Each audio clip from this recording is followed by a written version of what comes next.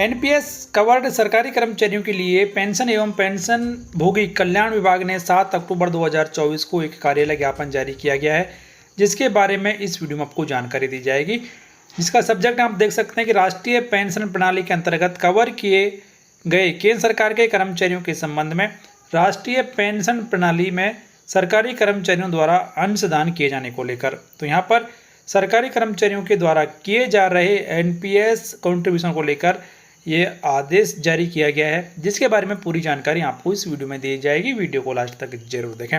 दोस्तों, वीडियो में आगे बढ़ने से पहले आपको एक जानकारी और दे दें कि केंद्र सरकार ने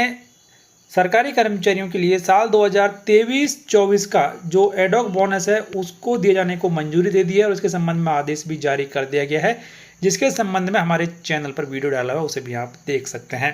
तो आइए शुरू कर लेते हैं ये वीडियो की क्या नई गाइडलाइंस यहाँ पर जारी की गई हैं। तो केंद्र सरकार के द्वारा एनपीएस कर्मचारियों के लिए केंद्रीय सिविल सेवा राष्ट्रीय पेंशन प्रणाली का कार्यान्वयन नियमावली 2021 जारी किया गया था और इन नियमों के नियम 6 के अंतर्गत केंद्र सरकार के कर्मचारियों के द्वारा किए जाने वाले अंशदान की पूरी गाइडलाइंस दी गई। यानी कि जो नियम 6 यहाँ पर है एनपीएस का, उसके तहत सरकारी कर्मचारियों को एनपीएस में अपना योगदान देना होता है। तो नियम 6 के अनुसार सरकारी कर्मचारी हर महीने अपनी सैलरी यानी कि जो एमोलूमेंट्स हैं उनका 10% या फिर समय समय पर यथा अधिसूचित ऐसे अन्य प्रतिशत का अंशदान करता है। यानी कि मौजूदा समय में सरकारी कर्मचारी अपनी जो भी एमोलूमेंट्स हैं यानी कि जो परिलब्धियां हैं जिसमें एक उनका पे प्लस डीए जो है वो लिया जाता है, इसका 10% एनपीएस में योगदान करता है। हालांकि जब भी इसमें कोई बदलाव सरकार के द्वारा किया जाएगा तो वो भी कर्मचारी को करना होगा। तो ये योगदान की बात रही। उसके बाद में यहाँ पर बताया गया है कि यदि एक सरकारी कर्मचारी का निलंबन हो जाता है यानी कि निलंबन की अवधि के दौरान किस तरीके से कर्मचारी से योगदान लिया जाएगा उसके बारे में बताया गया है। तो निलंबन की अवधि के दौरान सरकारी कर्मचारी द्वारा उसके विकल्प पर अंशदान किया जा सकेगा। तथापि यदि जांच के निष्कर्ष पर सरकार द्वारा पारित अंतिम आदेशों में निलंबन के अधीन व्यतीत की गई अवधि को ड्यूटी के रूप में या फिर छुट्टी पर जिसके लिए छुट्टी वेतन देय है माना गया, तो एनपीएस में अंशदान का निर्धारण उन परिलब्धियों पर आधारित होगा जिनके लिए निलंबन की अवधि के लिए कर्मचारी हकदार हो जाता है। अंशदान की जमा की जाने वाली राशि और निलंबन की अवधि के दौरान पहले से जमा की गई राशि के अंतर को ब्याज सहित अभिदाता के व्यक्तिगत पेंशन खाते में जमा किया जाएगा। इस प्रयोजनार्थ ब्याज की दर लोक भविष्य निधि निक्षेपों के लिए समय समय पर सरकार द्वारा यथा निर्णित ब्याज की दर होगी। तो यहाँ पर यह बताया गया कि यदि एक सरकारी कर्मचारी जो कि सस्पेंड हो जाता है और सस्पेंशन को फिर से बहाल कर दिया जाता है, तो उस अवधि के दौरान जो भी उसको सैलरी या भत्ते दिए जाएंगे उनके आधार पर कर्मचारी के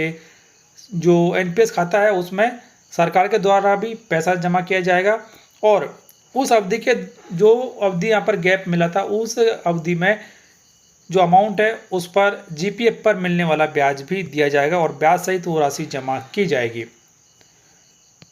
अगला पॉइंट यहाँ पर कि ड्यूटी से अनुपस्थित छुट्टी पर या अन्यथा की अवधि के दौरान जिसके लिए कोई वेतन या छुट्टी वेतन संदेह नहीं है, अभिदाता द्वारा कोई अंशदान नहीं दिया जा सकेगा। यानी कि यदि किसी कर्मचारी को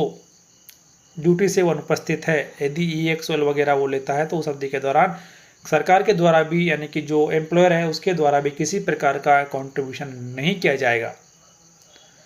5वां पॉइंट कि केंद्र सरकार या राज्य सरकार के अधीन किसी विभाग या संगठन में प्रतिनियुक्ति पर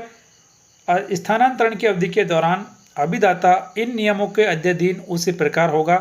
जिस प्रकार वह स्थानांतरित या प्रतिनियुक्ति न होने पर होता है। इन नियमों के नियम 5 के अनुसार परिकलित उपलब्धियों के आधार पर एनपीएस के लिए अंशदान करना जारी रखा जाएगा। 6वां पॉइंट यहाँ पर कि परिवीक्षाधीन अवधि के दौरान अभिदाता राष्ट्रीय पेंशन प्रणाली में अपना अंशदान जारी रखेगा। 7वां पॉइंट कि संयुक्त राष्ट्र सचिवालय या अन्य संयुक्त राष्ट्र निकायों, अंतर्राष्ट्रीय मुद्रा कोष, अंतर्राष्ट्रीय पुनर्निर्माण और विकास बैंक या एशियाई विकास बैंक या राष्ट्रमंडल सचिवालय अथवा किसी अन्य अंतर्राष्ट्रीय संगठन में प्रतिनियुक्ति सहित भारत में या भारत के बाहर विदेश सेवा के दौरान व्यक्तिगत पेंशन खाते में अंशदानों की कटौती और जमा को डीओपीटी के द्वारा समय समय पर जारी निर्देशों तथा पीएफआरडीए द्वारा अधिकथित प्रक्रिया के अनुसार विनियमित किया जाएगा। 8वां पॉइंट कि आहरण और संवितरण अधिकारी सरकारी कर्मचारी के वेतन से अंशदान की कटौती करेगा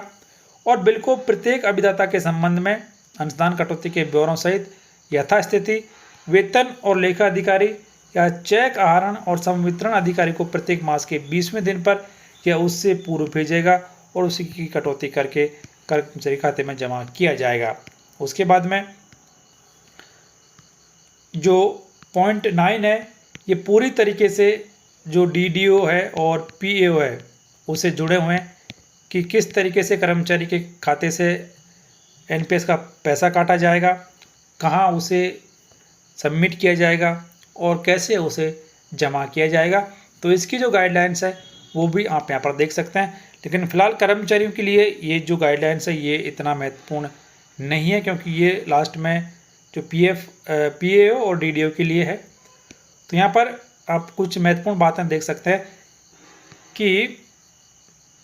अभिदाता के संबंध में भेजे गए अंशदान के ब्यौरों के आधार पर अभिदाता अंशदान फाइल तैयार और अपलोड करेगा तथा प्रत्येक मास के 25वें दिन अंतरण आईडी सृजित करेगा। यथास्थिति पीएओ या चेक आहरण और संवितरण अधिकारी न्यासी बैंक को प्रत्याशित बैंक के माध्यम से प्रत्येक माह के अंतिम कार्य दिवस पर अंशदान प्रेषित करेगा। तथापि मार्च माह के लिए अंशदान वेतन और लेखा अधिकारी द्वारा चेक आहरण और संवितरण अधिकारी द्वारा न्यासी बैंक को प्रत्याशित बैंक के माध्यम से अप्रैल माह के प्रथम कार्य दिवस को प्रेषित किया जा सकेगा और यदि कोई देरी होती है तो उस पर उचित ब्याज भी दिया जाएगा। तो इस तरीके से ये एक नया आदेश एनपीएस कर्मचारियों के लिए जारी किया गया। हालांकि सरकारी कर्मचारी इसी उम्मीद में हैं कि उनको ओल्ड पेंशन स्कीम ही चाहिए, लेकिन पीएफआरडीए समय समय पर और पेंशन एवं पेंशनभोगी कल्याण विभाग भी समय समय पर एनपीएस में बदलाव करता रहा है और आगे भी करता रहेगा। तो ये एक महत्वपूर्ण जानकारी एनपीएस में कवर्ड लाखों सरकारी कर्मचारियों के लिए। तो फिलहाल इस वीडियो में इतना ही।